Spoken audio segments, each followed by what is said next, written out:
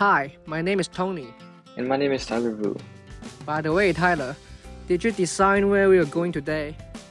Not quite, there are just too many options for me to choose from. I was walking through Portland Street and was just overwhelmed with the amount of signs from all around. It's like each store was calling to me, trying to pull me in. Yes, I understand where you are coming from. Portland Street has such a rich history, and is a great representation of the constant evolution in Hong Kong. I think I was watching the 1999 film Little Germ by Fred Chan and saw Portland Street over 2 decades ago. And the changes from what we see today are pretty drastic. Yeah, Portland Street used to be famous for its bright neon sights that would light up the sky. It was even overwhelming at times, but to do modern reform, these neon signs are almost extinct. I think I was able to count all of the neon signs left on the street with my fingers. That's quite a difference when you compare to the hundreds of neon signs that used to be there. I agree. I think that used to be one of the most iconic views of Hong Kong and definitely was a huge factor in contributing to the relation of the word cyberpunk with the city of Hong Kong. Additionally, it followed tradition for a sign to carry the soul of a business as shop owners passed their business through generations. Besides the neon signs, there are many other signs that litter Portland Street. For example, some of these older signs, like this poster or wooden blocks, will also soon be replaced as the city continues to become more modern. Yeah, no, I think that's an interesting perspective. It's quite common for us to talk about neon signs, but never quite the other signage along the street. I think one of the huge things that I noticed while walking from Yau Ma Tei Station to the northern end of the street was how it felt as if we were teleporting through time. If you notice, at the most southern end of the street, the signage still feels old and classic.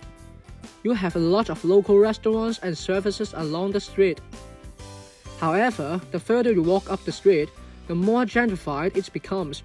You begin to see huge malls with modern LED signs that are used in exchange of those wooden signs. Yeah, so I guess this begs the question of why these signs are disappearing. I mentioned it a bit previously, but I can elaborate now. The neon signs we mentioned at the beginning are known to be disappearing due to government-issued policies that date back to 2010. These policies usually called for the shop owners to remove and install new ones, but then require them to retrospectively have them approved. Furthermore, less than 50% of the application are granted, so most of the owners rather remove the signs and replace them with LED variants instead. As for the other signs along the street, we will continue to see less of these wooden and paper signs along the street due to gentrification and the constant increase of living within the area. As the northernmost part of the street is where a new modern mall has been put into place, it is very likely we will see this modernization trickle down the street.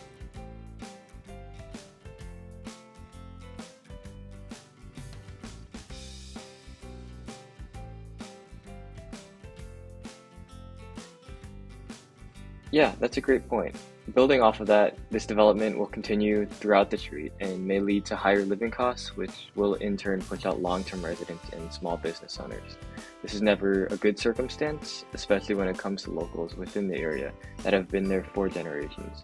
While on one hand they may be happy for the attention and growth of the neighborhood near them, those feelings may turn sour when it affects their ways of living and eventually pushes them out of the neighborhood.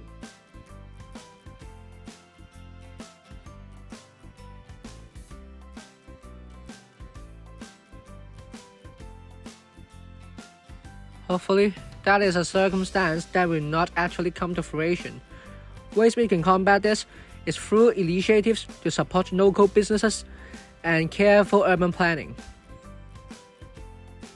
Initiatives to support local businesses can not just only increasing the amount of people that come into these businesses, but also include grants or rent subsidies for traditional businesses.